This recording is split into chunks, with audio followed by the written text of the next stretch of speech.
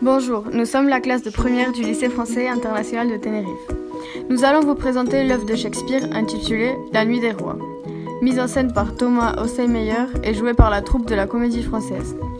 En ce qui concerne l'auteur de cette œuvre, William Shakespeare, il est d'origine britannique et a vécu au XVIe et XVIIe siècle.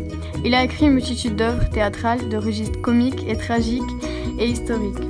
La Nuit des Rois, plus connue sous le nom de Twelfth Night ou What You Will, est une de ces comédies qui nous présente une histoire caractérisée par la grande présence de quiproquos et de rebondissements. La Nuit des Rois. Cette histoire se passe en Illyrie, Albanie actuelle. Des jumeaux font naufrage et chacun échoue sur un côté de l'île et pense une double mort. Viola se travestit en homme sous le nom de Cesario et travaille pour le duc Orsino dont elle tombe amoureuse.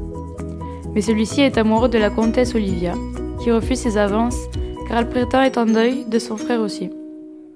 Alors, il envoie Cesario lui faire la cour à sa place. Maria et Malvolio, serviteurs d'Olivia, laissent tout de même entrer Cesario à cause de son entêtement. Olivia, pas indifférente aux courtoisies de Cesario, tombe amoureuse de lui.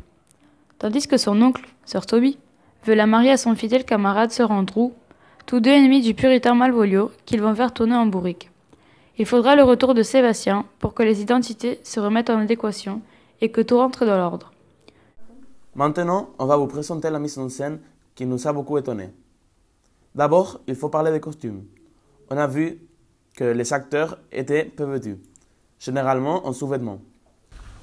Aussi, on peut dire qu'ils sont très originaux et ne sont pas du tout habituels pour une pièce classique. On pourrait les qualifier comme extravagants car ils cassent des tabous, en montrant souvent les fesses et les seins de certains acteurs. Ensuite, on va vous présenter la mise en scène.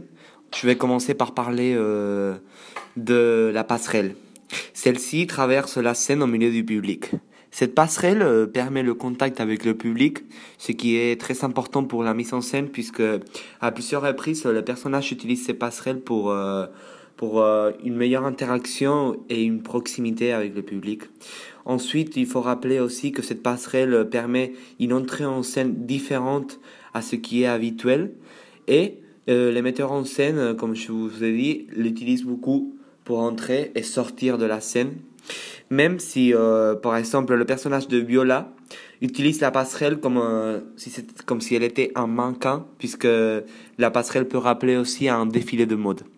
Ensuite, je vais vous parler des décors.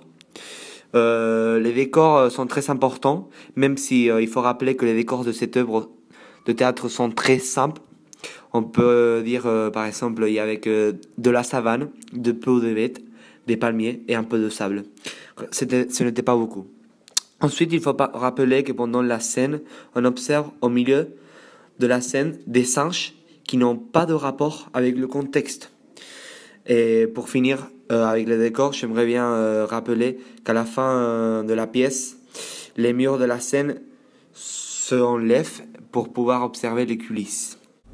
Pour finir, il faut rappeler la présence de la musique, qui a joué un rôle très important dans la pièce.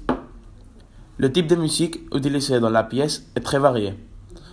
On entend de l'électronique, de l'opéra, du rock, musique classique, etc.